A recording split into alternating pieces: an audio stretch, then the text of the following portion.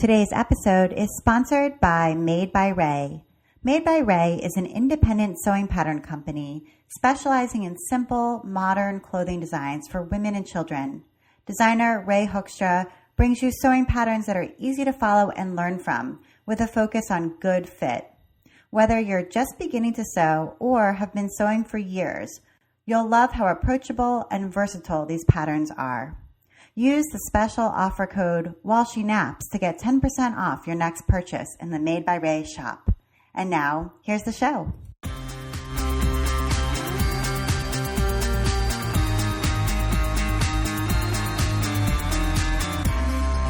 Welcome to episode 85 of the While She Naps podcast. I'm Abby Glassenberg. Today, we're talking about building a career as an artist and illustrator with my guest, Jennnifer Judd-McGee. Jen is a full-time artist and mother, living and working in Mount Desert Island, Maine. She described herself as a nature lover, obsessive doodler, pathfinder, and appreciator of paper, fine point pens, and detailed patterns. Jen creates paper cuts, illustrations, mixed media collage, and monoprints that are reflective of her surroundings. She shows her work in galleries, licenses it to companies around the country. Jen Judd-McGee, welcome. Hi, thanks. Hi. Yeah, thank you so much for taking the time to be on the show today. And I feel like we've been internet friends forever. I think it's been a long time, yeah. And we did meet once many years ago at the Boston Bazaar. Do you remember? I remember that. Yep. Yeah.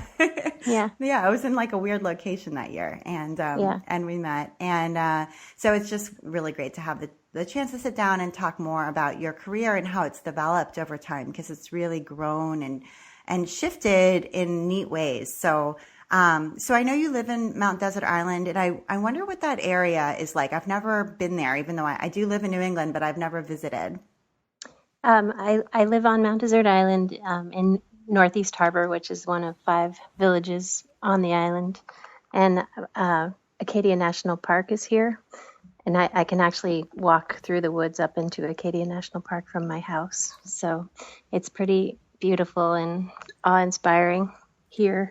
And it's very, very busy in the summer with tourists and summer families that come, and it's really quiet and it's almost eerie in the wintertime, but it's just as beautiful in a different way.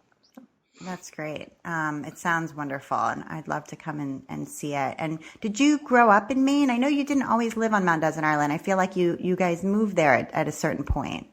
I grew up here outside of Bar Harbor, which is on the other side of the island. And then most of my adult life lived in Portland, Maine, with my family. And we moved back here in 2010 and renovated a really small house that we had inherited to make it big enough for my family to live in. And so we've been back about six and a half years now. Okay, great. So that sounds like it was a pretty different environment from Portland, because I know Portland has a great arts community as well, but it's much more urban. Yeah, it was an adjustment for sure. But since at the time when I moved, most of my work was being sold online or being mailed to galleries, it was a pretty easy transition. And at the quiet times of the year up here, I did and still do feel really grateful for my online community of artists and friends. Yeah, absolutely. I think it could be sort of lonely or isolating if you're, in a town that is much, much quieter in the winter. Yeah, can be for sure, especially if your studio is in your basement.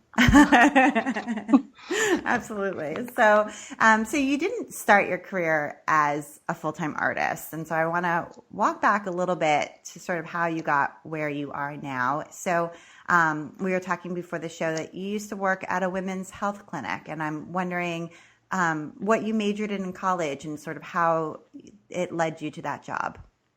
I went to College of the Atlantic, and they offer 1 degree in human ecology, which is pretty much what you make it. And my 2 big interests in college were art and women's studies, specifically reproductive rights and women's health. And so the first part of my career, I worked mostly for Planned Parenthood, starting in the administrative side of things, and then quickly realizing I was more comfortable in the health center. And I started sort of as a assistant to nurse practitioners, and then kind of worked my way up. And when I left, I was managing a Planned Parenthood office that was pretty busy and had a lot of staff, and I loved it. And some of the people that I met there are some of my lifetime best friends. The women that are attracted to that kind of work are pretty awesome. My kids were really little, and it also came with a fair amount of stress at the time. And since I was managing, I had a lot of extra hours and things like that that were keeping me away from the kids. And I had started to do some more art kind of as a stress reliever, drawing during meetings and just kind of in my spare time with the kids doing art projects. And my good friend Meg convinced me to put some things up on Etsy in 2007 when Etsy was still fairly small. And it had a good response. And so sort of over the course of that year, I started giving some thought to transitioning to doing art as a career with some trepidation, and finally did. And that's what happened. Right. And started on Etsy. Those first few things that your friends, said, hey, put these up on Etsy, and they did get a good reception. What did they look like, and what media were they made from? They were mostly small mixed media collage. Some had some drawing that I had done. Some were just different printed papers I'd collected and stuff cut out of old books. And there were some drawings too. And it's a little bit painful for me to go back and look at what I was making in the beginning now. But pretty quickly, people started asking for archival prints, and so I invested in a really nice printer and started selling prints. And that was really when things got a little easier for me, because they were easier to reproduce quickly and not have to sort of photograph and write a new listing for every single thing that I put up. Right, because they're not one of a kind, so that you don't have to take the time photographing and writing the copy and everything for each new piece. Once you have a piece, you can make that as a print as many times as you'd like. And are you still using that same printer, or have you gotten a different, archival printer since then, or are you printing out of house? On my fourth printer. Oh wow! Because they've gotten a pretty heavy use, and I upgraded to one that can print 16 by 20 now and makes really gorgeous prints. So that I love it. It was an investment, but it's a great printer. And can I ask do you know what it's called offhand, or is it near you? You can look at it, because I know people really always want to know, Sure, what printer should I get? It's an Epson P800. Okay, cool. And the inks are pretty expensive, but they last a long time. So I've been really happy with it. Right. And I think that's one of those things where, it is an upfront cost, and it can feel kind of painful to make that cost when you just don't know if you're going to be able to pay it off. But once you do, it's like opens up a whole lot of opportunities and new ideas and creativity. I mean, that's what my guess would be, because you're like, well, I have this now, so maybe I can make something like this and something like that, and I'll make them into prints. And so it almost like opens that door. Hugely, yeah. I think there are also some companies you can work with if you're not sure you're ready to take the leap, that will print things for you and ship them directly to customers, or print them in batches of 10 and send them to you, or you can mail them out yourself. But I have a lot of customers that will say, oh, could you print this really, really large and bigger than I can do at home? And I use outside printers like that a lot, and I've been really happy with the results. Awesome. Do you have one offhand that you can recommend, like a company that would be a good place to send something to have it printed and shipped either to you or to the customer? Just because I've never heard of that. And I imagine for some people who maybe are sort of floating a balloon and are like, maybe I do want to do this, but I'm not ready to invest in a printer, that might be a better option. Well, that was why I mentioned it. Yeah. I think it could sort of be a middle ground when you're thinking about what you want to do and how you want to grow your business. But the site that I like which you may find funny when you go to it because it looks like it was made in 1987, is perfectposters.com. And it's a little bit awkward to use, but they're affordable and they'll ship directly and the quality's great. I have had things shipped to me directly when I want to frame larger prints for customers, and I've been really happy with the quality. Okay, that is such a great recommendation. I just had a class last week about Etsy at the local library, and we had a guy in the class who was an older guy, maybe in his late 70s, and he started to make art on his iPad. And they're gorgeous, what he's working on. And he's like, I want to do this and I want to sell on Etsy, but I don't want to have to print and ship these myself. And I didn't really know where to send him. So after we get off, I'm going to totally email him now. That's a great recommendation. That's great. Yeah, they also print on canvas and some other materials too. So they have some options. Awesome. Okay, great. Yeah. All right. So you started on Etsy, you started selling these few things, and then did you need to sort of make a plan in order to leave your job at Planned Parenthood, or did you just sort of one day say, okay, enough? Was there stair steps? We're like, well, if I sell enough this month or something like that, or did you just sort of leave? I did the math of what I was paying for childcare, and how stressed I felt at work and how much happiness making art and being with the kids more was causing me. So I thought about all of that and ended up leaving Planned Parenthood and then working part-time for another women's health organization while I made that transition. And then in 2009, I was full-time, but it sort of went to less and less time in the health center and more time at home. So. Right. And then once you were at home, we all kind of fantasize, I think, about what it would be like to be at home and making art all the time. But of course, once you're really doing it, things are a little different from maybe what you expected. And you had at that time young kids at home.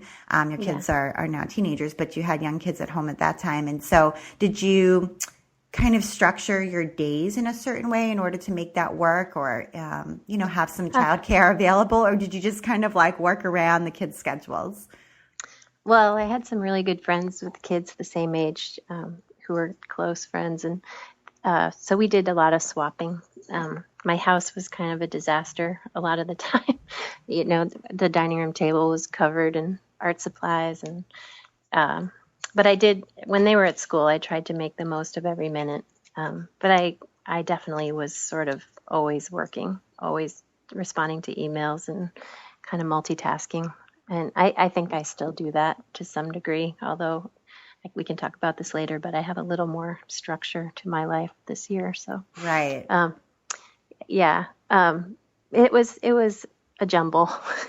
It was crazy.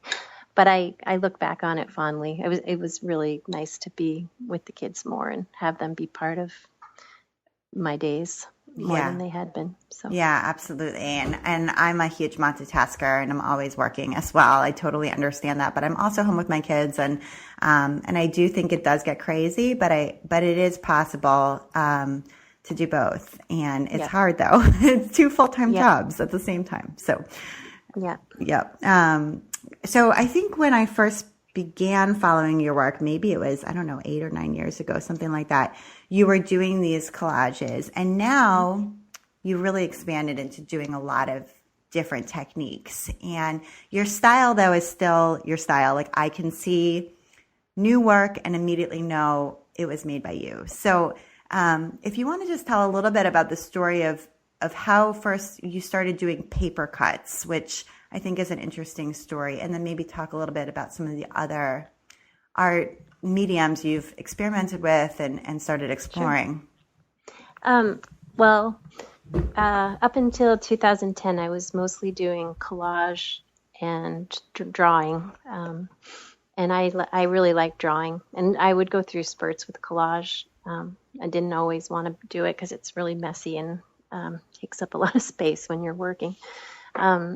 And then in 2010, shortly after we moved to MDI, I had a period where I got really sick and was diagnosed with MS. and that was really tough. And I started having to have a lot of high dose steroids, and I started on a year of chemo to slow things down because the progression of my lesions was happening pretty fast. And two of the things that I was having trouble with were my vision and weakness in my left arm and hand, and I'm left-handed. So that was pretty hard. I was really worried about how I was going to make art and feeling pretty down in the dumps about it. And also just distracted by being sick and being up here in a new school with the kids and everything. And I had a solo show coming up at Nakata in Portsmouth, New Hampshire, where I had a lot of shows, and I love working with them. And I wasn't quite sure what I was going to make for the show. And I started fooling around one day with an X-Acto knife. I had always done a little bit of smaller paper cutting that got mixed in with collage and things, but never really done any bigger pieces. And so I started just working freehand with an X-Acto knife and cutting some paper, and I thought, I kind of really like making these, and just kind of got a little obsessive about working on them and really trying to make them interesting and thoughtful finished pieces. And Deb said, okay, great, we can show these in the gallery. And we had a great reception for them, which was exciting. And I think I sold out of that first show, which was just pretty thrilling, and gave me a real kind of emotional boost at a time when I needed it. And then people started asking for custom paper cuts, and people wanted to buy them and collect them. And over time, I've sort of developed techniques that I have kind of continued to try to improve. And I love making them. They're really time consuming. And so they're not always feasible to work on, especially the big ones, but they make me happier than any other kind of art I've made. So there's a lot of love in them, I guess. And you're using an X-Acto knife, and I'm imagining a pretty thick piece of paper. Yeah, it's pretty thick. I've experimented with a bunch of different kinds of paper, and I use many, many blades. I buy packs of 100 X-Acto blades at a time. Oh, wow. And sometimes I'll go in with tiny scissors too, but X-Acto is my preferred method. And just as a follow-up about the MS, I found for some reason that I don't know why, holding an X-Acto knife and the pressure of my hand on the knife and the paper is a lot easier for me to control when I'm not feeling well than using a pen. I still do drawing when I feel well, but it's even just writing a letter to somebody is not as easy for me as it used to be. So I have to be feeling really good to do line drawing now. So, So it was almost in some way a therapeutic solution. Definitely, yeah. Yeah, which is fascinating. And, I think about, and I don't know if you've ever thought about this, but I know Matisse, he was in the hospital and he'd always been a painter, but he couldn't paint. And so he started cutting paper. He had painted papers brought to him, and he started cutting paper, and that led to his incredibly famous and well-known paper cuts. Yeah, it's definitely, that's a really cool part of his story, and it inspired me too. Yeah, that's neat. And so, so the paper, do you paint it, or is it all white, or do you use colored papers at all? I always start with white paper. Sometimes I've fooled around with painting it a little bit, but it changes the texture, and it's not as easy for me to cut without dinging it up or making mistakes. So I prefer to use white paper, and then sometimes I'll paint it afterward. And can you talk a little bit about mistakes? Because that's one of the things, I've tried a little bit to do paper cuts. And one of the things that always gets me is that, let's say you've worked on a piece and you've done such a beautiful job. And then right at the end, you make the wrong cut, and things come apart where they're not supposed to. So how do you sort of think through that kind of mistake? Well, there two things I would say. One is I never draw them out ahead of time. I always freehand them. So mistakes are easier for me to incorporate into what I'm doing. There are definitely little repairs you can do by flipping it over and sort of using a thin piece of paper with a glue to reattach where you've cut. If you've sliced through a thin piece or something.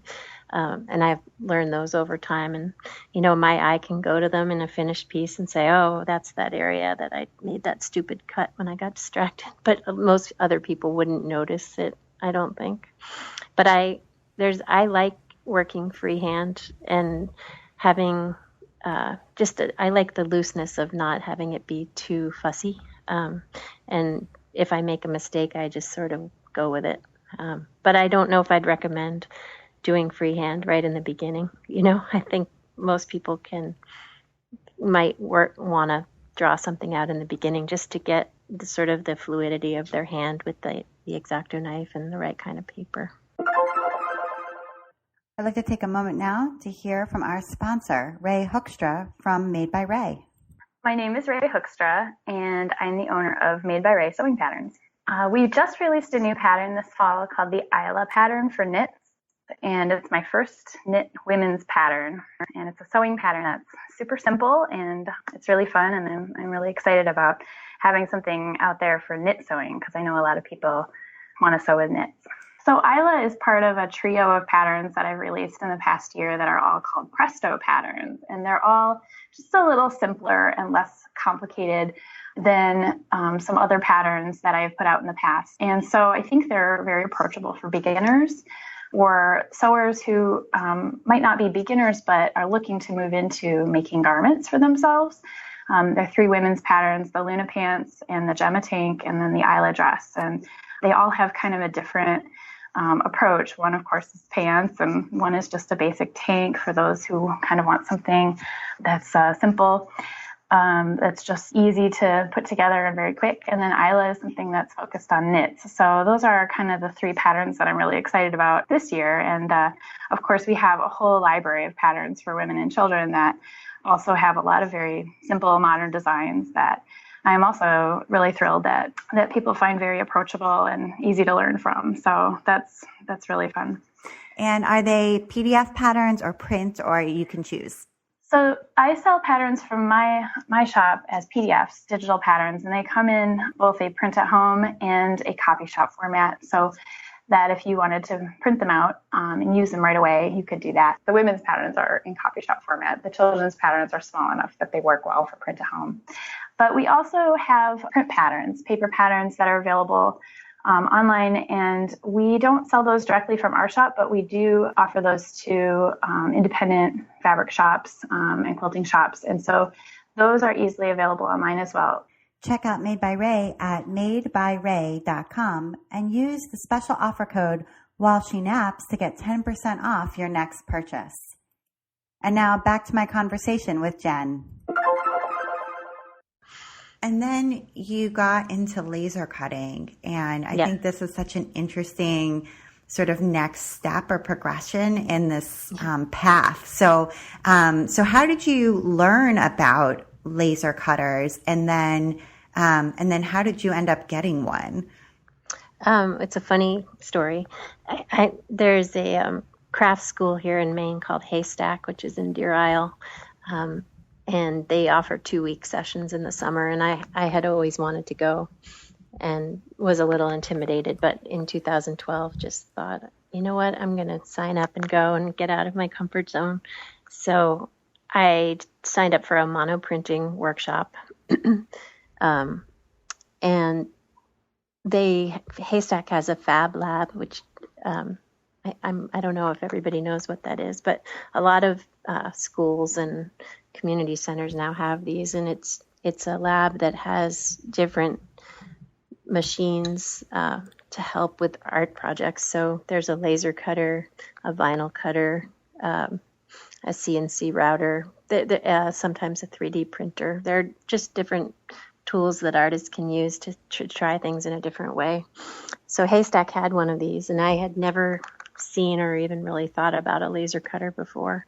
it was staffed with graduate students from MIT who were trained to use these machines, and the different studios could sign up to work in there and sort of try things out that would help them in their back in monoprinting or whatever your studio was. And it was sort of like a major light bulb moment for me when I saw how it worked. And it was something I couldn't stop thinking about afterward. Just thinking, okay, these paper cuts take such a long time, and could I ever do small editions of them as prints that might, I just think paper cutting is beautiful. And I was trying to think of ways to make it a little more affordable and easier to reproduce. And I also was interested in working with wood, just to print, because you can engrave and cut on a laser cutter, which is pretty cool. So I went home and I just couldn't stop thinking about it. But the machines are really expensive, and so I finally decided to go to the bank and ask for a loan. And I had never had any debt on my business before, but I bought a laser cutter, and I had no idea what I was doing in the beginning. So I just sort of sat there and stared at it for a couple months and thought I had made a huge mistake, and then just started watching YouTube videos and other videos online to get more comfortable with it. And it's been a great tool for me, and I use it mostly for paper, wood, and sailcloth. Okay, so I have a couple of questions. So first is your decision to get a loan versus to do a Kickstarter. Did a Kickstarter cross your mind? It did cross my mind, but I have always struggled with self-promotion with my business, and was feeling too shy to do that, and also worried that I wouldn't be able to fulfill the rewards, or it would be an epic failure. So that's my own internal dialogue and struggle, because there have been a few times that I have thought a Kickstarter might be a good idea, but I just haven't had the courage yet to try it. So, and how did it go with getting the loan? Do you feel like, that was sort of a more traditional way to fund something? And do you feel like it was now that you've had, when was this? Was this a few years ago? This was in 2013. Yeah, the winter of 2013. Okay. So it's been almost 3 years. So do you feel like it was a good decision and you were able to work with that loan and pay it off and start to use this in a way to generate some profits? It was a great decision, especially for me with Etsy at the holidays. The ornaments ended up being something that a lot of people wanted, and including I just sold them wholesale as well as retail. And they're easier for me to reproduce in higher numbers. So it was definitely a great decision. And then looking at my financials for October through December, especially on Etsy, you can really see the difference.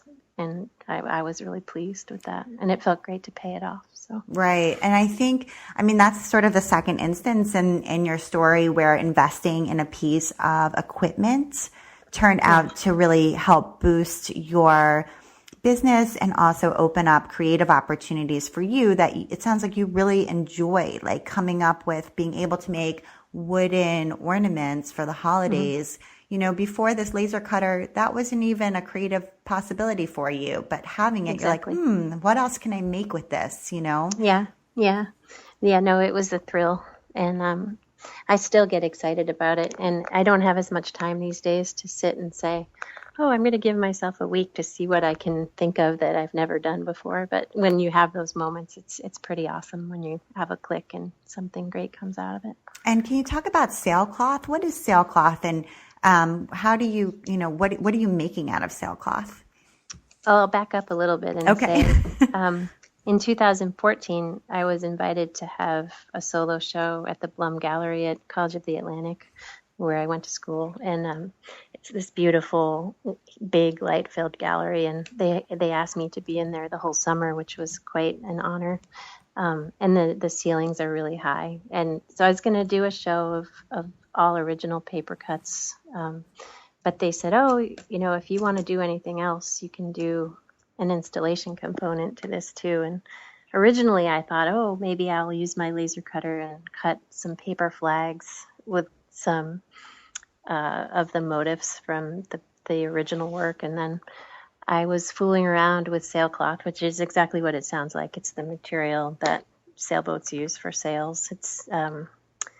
It comes in a few different thicknesses, so I messed around with a few different kinds, and I realized when I was doing that it cuts beautifully, and the beam of the heat from the laser beam actually seals the cut as it cuts it, so it doesn't fray like some other fabrics might fray.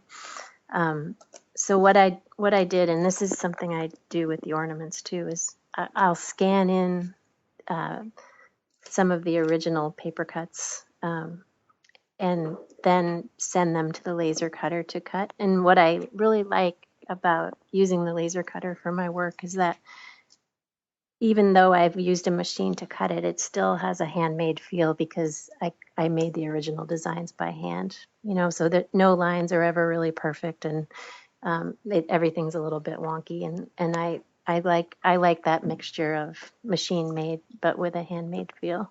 And so anyway, I ended up cutting 100 12 by 24 inch sailcloth flags and hanging them from the ceiling in the Blum Gallery. And so it kind of brought the ceiling down, and when the light came in at different times of day, it made really beautiful shadows on the wall. And it was, I think, for a lot of people, what they remembered the most about the show. But it was pretty special, and definitely a highlight of my life so far to get to do that. Yeah. And did you sell those flags? I mean, was the work for sale? The original work was for sale, and the flags, because I was still so new at it and also not a great seamstress, the flags were a little wonky, and so I ended up giving them away to my friends and people that really wanted them afterward. But I've since sort of refined how I make those, and now I sell them. Yeah. Nice. Okay, that's so neat. What a neat opportunity. And I remember seeing pictures of it. I'll see if I can find a picture to include in the show notes so people can get kind of a visual of how that ended up looking. Yeah, thanks. So cool. So I know a few years ago you began working with an illustration agent, Lila Rogers, who is a past guest on the While She Naps podcast. And so she now represents you. And I wondered if you could talk a little bit about that decision to work with an agent versus sort of being completely independent, and what motivated you to try to do that. So almost right away, when I put stuff on Etsy, I started getting emails from different companies asking, would you make a piece for this project, or could I license that drawing you made? Which was exciting and also overwhelming, because I had no clue how to ask for what I wanted financially for some of those things. So I got advice from different people, and I liked doing those projects, but I definitely felt pretty novice at it. And then in 2010, I had a call from Timberland, who had been up here on Mount Desert Island and seen some of my original drawings in a gallery here, and asked if they could work with me to license a series of drawings for a line of their women's clothes and shoes. They were sort of wanting that season to have more of a handmade look. And I knew that was a bigger commercial job than I had ever done, and I really didn't know what to do. So I contacted Lila Rogers at that point, because I had a few friends that were starting to be repped by her, and she had a great reputation. And they took me on as an illustrator at that point, and they were able to help me navigate the jobs that came to me directly, and also got me a bunch of other work to do. And it was really nice to not have to sort of manage contracts and ask for fees. They just did all of that, and then I did what I like doing. So. And did you have to sort of create a portfolio for Lila so that she would have, a various, because I know that, for example, you might have had lots of illustration, but maybe not repeat patterns because that wasn't necessarily something that you maybe were working on in the past, but maybe she would need in order to have a fully fleshed out portfolio to take with her when she goes, to shows or to talk with clients and that kind of thing, or her staff does. Did you have to create, some more kinds of work for her?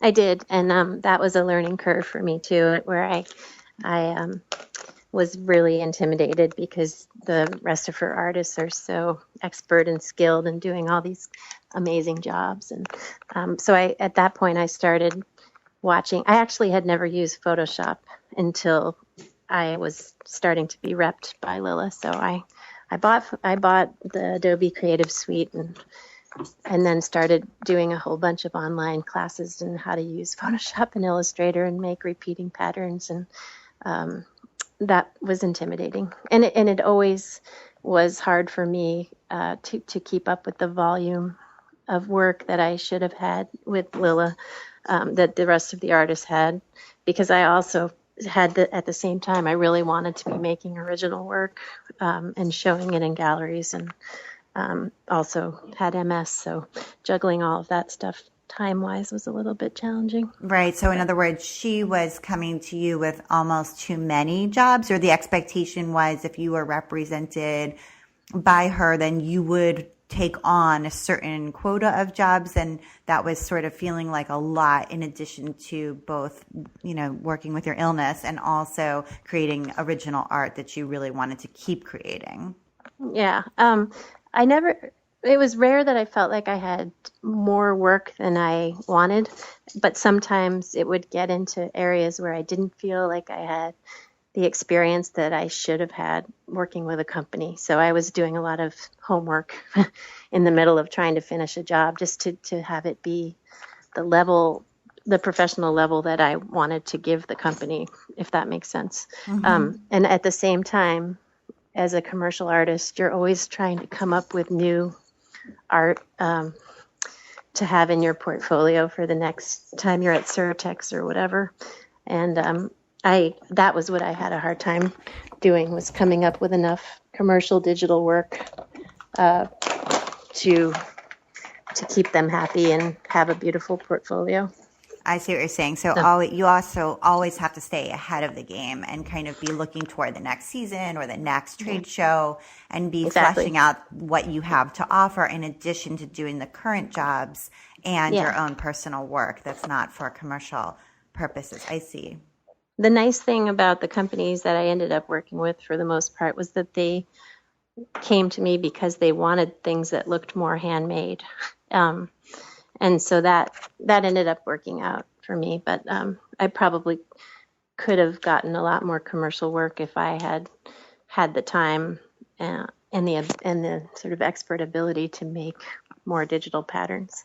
I actually ended up leaving Lila Rogers last year, and it was a very happy parting. I just kind of came to them and said, I don't feel like I'm meeting your needs, and I am also interested in going in other directions and doing less commercial work. So they still rep me for a couple projects that have been long-term and ongoing, and I love all the ladies there, but I'm really happy actually to not be doing as much commercial work anymore. Mm-hmm. So I think it was to me it seems like it was a good period, like it was a good period of professional development for you to learn to make digital artwork, have to learn to make repeat patterns, have to investigate what it was that a client needed and wanted, and also for yourself to know, do I want to do this? Is this how I want to spend my time? Yeah, no, it was great, and it was flattering and exciting to work with the companies I've worked with, and I also learned a lot about what it is to have your patterns and designs on products, and the kinds of things you have to think about to work with a third party, and what kinds of jobs I might want to be doing in the future, and what kinds of collaborations I wanted to do, and sort of who I wanted to do them with, and what were my values about those companies, and how things were made and where they were made. So we can talk a little bit more about that. But Yeah, I'd love to those hear. were all considerations. Yeah, I mean, I'd love to hear more about that. Maybe you can tell us some of the jobs that you did end up doing. I know you had some bedding and some products that were in some pretty big stores. So if you want to just tell us some of the sort of neat results of that period of time, and then a little bit about what you learned about yourself. Yeah. So I did some jobs for Land of Nod, which is the children's part of Crate and Barrel, and that was thrilling. I made bedding and a Christmas tree skirt and some other projects with them, and I did a bunch of cards for Hallmark. I did a couple different things for Target, including a cool paper cut that they turned into a sort of fancy gift card with embossing on it. I think it was geared toward brides and wedding gifts. That was really fun. And a bunch of I did some things for Pier 1 Imports, and just there are a bunch more that I'm not even thinking of. But the one that I really was excited and honored to do, that I sort of look back on happily, is when the MTA Arts for Transit program asked me to make a paper cut for their poster program in the New York subway system. They commission 3 artists a year to make art that is shown throughout the subway and all the different stations. And that was really intimidating at the time, and then really exciting when it kind of unfolded. So yeah, absolutely. And so do you want to just say a few words about what kind of values you realized are important to you after having seen your work in all of these contexts and in all of these different places? Sure. There's a lot that goes into it. And one thing I realized was that I wanted to, whenever possible, try to have things made in a way that's ethical in the United States, if possible, and if not, with a great company with good values and transparency. And so another thing that I was thinking about as I was leaving Lilla Rogers was a dream that I'd had for a long time of opening my own bricks and mortar shop. And that happened this year with a lot of trepidation. And so part of the dream of doing this shop was to start working with manufacturers to do some projects. I've done things like wrapping paper and puzzles and wooden trays, and all the companies that I'm working with on production of these things, I feel really good about them and happy to be working with them. So. And do you want to talk a little bit about your store? So your store is called Swallow Field, right? Yep. And we should just go back a little bit and just say that that's the same name as your shop, Swallow Field. And I always sort of associated, you with that name. And how did you come up with that name? Just to find out the backstory on that. Sure. Swallow Field was the name of my grandparents' farm in Pennsylvania, and they don't have it anymore. It actually got bulldozed down, and now the property is owned by the CEO of a health insurance company. But for me, it's a really special place with great memories where my mom grew up and also felt the same way about. So okay. That's how the name came. And then tell us a little bit about the store. It's a really sweet, small freestanding building in Northeast Harbor with painted floors, lots of sunlight, high ceilings. It just has this sort of ramshackle cottage feel. And I had always loved the building and just sort of been dreaming about a shop in the back of my mind and brainstorming about what I would put in it. And then that place came available kind of last minute last spring. And I thought, oh my gosh, what the heck? and decided to do it with the help of 2 great friends here on the island who own another shop in Bar Harbor, and they've shown a lot of my work in the last 7 years and been really supportive of my career. So the 3 of us decided to do it together. And I'm there the most because their store keeps them really busy, but they've been great to work with, and I couldn't have done it without them. So. And are you carrying just your own things, or are you carrying work from other like independent artists? No, I'm definitely carrying lots of other people's work. That part, it's been really fun to expand my own range of products and put things in the, have some of my own stuff.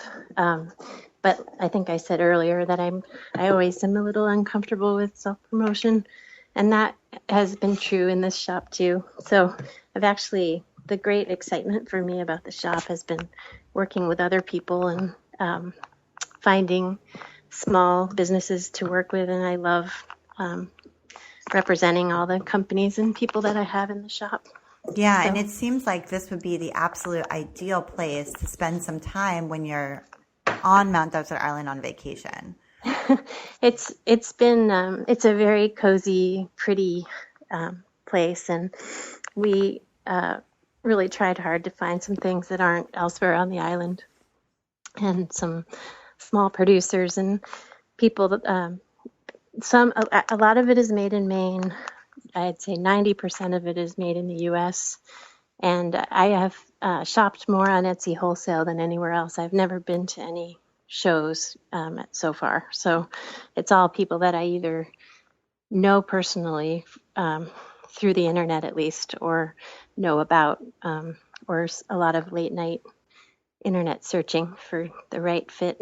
And let's talk a little bit about Etsy wholesale. So Etsy wholesale, sure. For those people who don't know, and also actually Etsy wholesale is a prior guest on the Wall She Naps podcast too. Oh, cool. So if you want to go back and listen to find out more, but basically that's a separate division of Etsy where sellers can apply to be accepted. You pay a fee to be listed there, and then companies can contact you because you have a line sheet and you're set up for wholesale and place orders through Etsy wholesale for your products. Yes. And you're somebody who sources that way.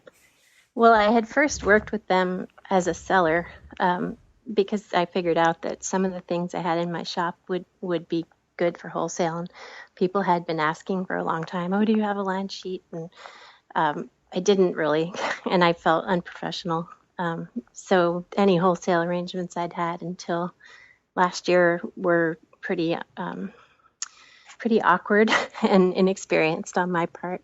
But Etsy wholesale accepted me as a seller, and so I learned sort of what a line sheet is and what that looks like and what buyers expect. And it's actually a great platform if you're first dipping your toe in the water as a wholesale seller.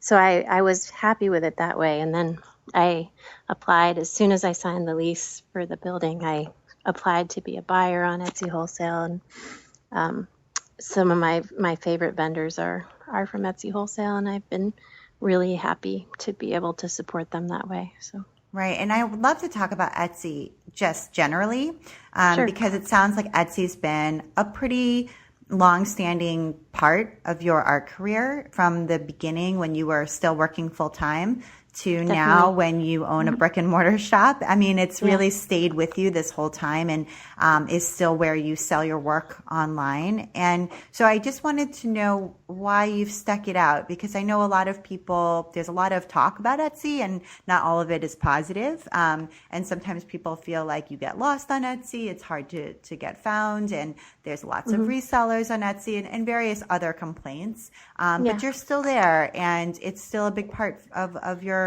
business life. So talk a little bit about your feelings about Etsy. I think I feel pretty loyal to Etsy because it was so great for me when I first started out. And it's always been pretty easy for me. Like I said before, prints are easy to sell on Etsy. Packs of note cards are easy to sell. Ornaments are easy to sell. So when things sell, they get relisted quickly, and I just have to fulfill the order. I don't need to photograph and write a description for everything. A long time ago, I stopped selling original work on Etsy because it was better for me to have things in galleries and work that way. And so it's really always, pretty much since probably 2009, only been things I have multiples of, and that's worked well for me. Mm-hmm. It has gotten a lot bigger, and I've definitely read and experienced some of the things people are unhappy about. But a couple really great things have happened through Etsy in the course of my career, which have made me feel even more fond of them. One is that they came and did a studio tour of my work here a couple years ago and wrote a nice article. And a lot of business and connections came from that. So I was really grateful for that exposure, especially as Etsy got bigger and bigger. And then the other thing that happened was that last summer in 2015, they invited me and a dozen other sellers to go to DC for a couple days of advocacy. They paid for my trip, and they invited sellers from all over the country, and we went and met with legislators and talked about issues that affect micro business. And it was pretty. I was intimidated to go.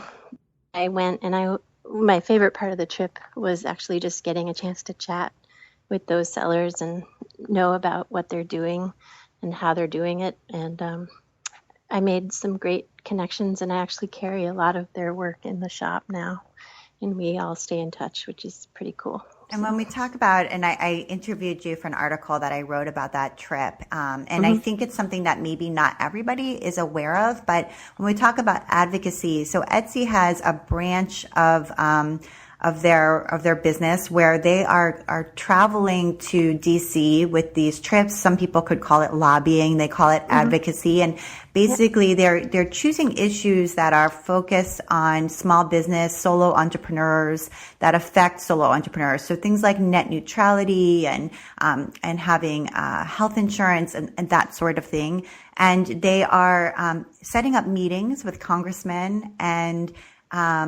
going, before committees and having actual sellers present what is important to them and why they need certain things to be decided in a particular way. And so they're really working on behalf of all of us to make federal regulations that are in our favor. Yep. And I think that's something people don't maybe understand that they're working on. And I think it's really admirable. So Yeah, I do too, and it gave me a lot of respect for all the different moving parts that they're dealing with, and so Etsy will never be the way that I make all of my income. It's always been one revenue stream among a few that keep things working for me, and I actually have a lot of high hopes of getting an online shop going for the new store.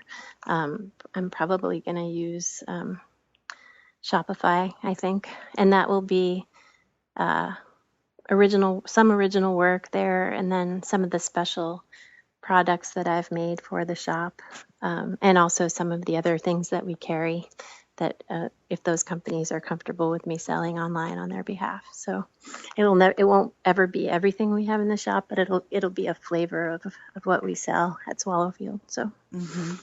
And I also wanted to talk about, you have this incredibly beautiful video on your site. And I know that you've said a few times that self-promotion is something that is difficult for you and has been hard throughout this entire time.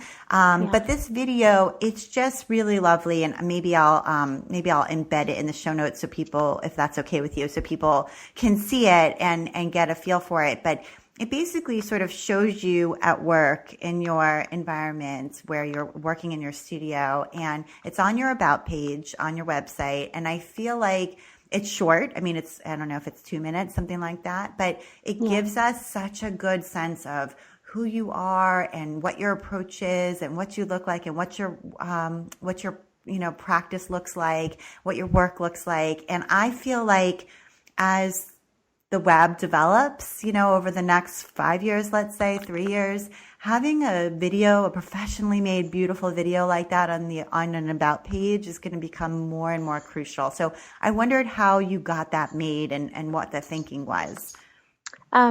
Well, I'm really lucky to have become friends over the years with the people who run Moore and Co. In Portland, Maine. It's Christopher David Ryan, Maria Batiste, and Ryan Shamala. And Maria and I have been friends since I first started showing things on Etsy and Flickr, and it's developed into a real in-person friendship. And a few years ago, they started a three-person company doing marketing and branding and different things. And they also now have a bricks and mortar shop in Portland, Maine. But I had never had a website separate from Etsy, and I was really intimidated about how to do it. And I contacted them to see if they would be willing to help me. One, to just sort of be a simple portfolio type website where people could get a flavor of things. And all three of them helped me in different ways. And they said, "Oh, what do you think about doing a video as part of the package that we're gonna present to you?" And I said, "I don't know." I was so nervous about it, but they made it really easy. The three of them came up here for a couple days, and we just worked on all aspects of it, including a new logo and sort of the different elements that would be on the website. And Ryan shot the video, and they just talked to me quietly in my studio and made me feel as comfortable as I probably could have ever been, which was still pretty uncomfortable. And that Christopher David Ryan made the music for it. It's an original tune, and it came. I mean, I was really happy with it because it actually felt like it was representative of me in a way that didn't feel overwhelming, if that makes sense. Yeah, And, no, it feels really true to you, I think. Yeah. And I sometimes forget it's there, and then I feel shy when I think, oh yeah, that's still there, because it's a couple of years old now. But it has been a part of the website that a lot of people comment on, and I'm really glad we did it.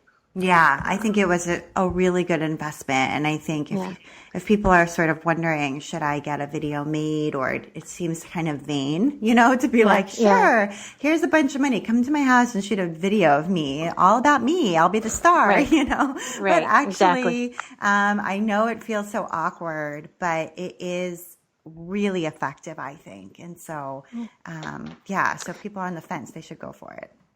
Yeah, if you're an introvert and you're thinking about it, watch it, because it'll give you hope that you might be able to do something like that sometime.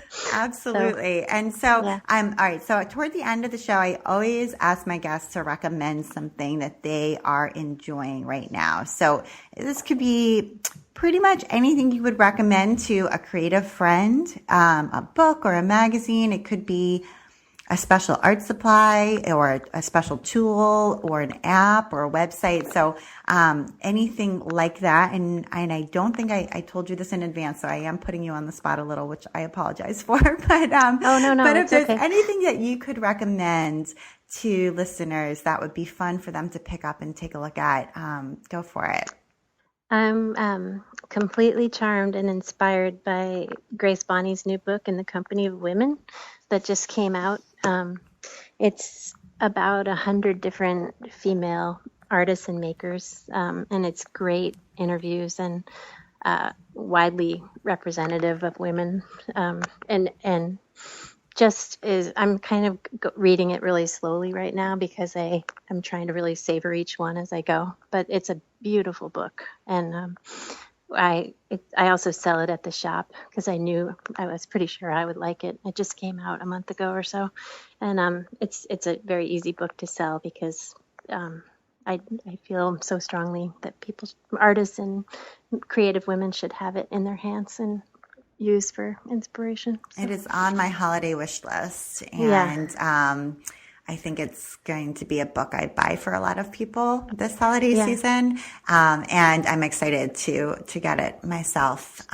So Grace's wife, Julia Tershin, just actually came out with her first cookbook, also Small Victories, which is also beautiful and really well done.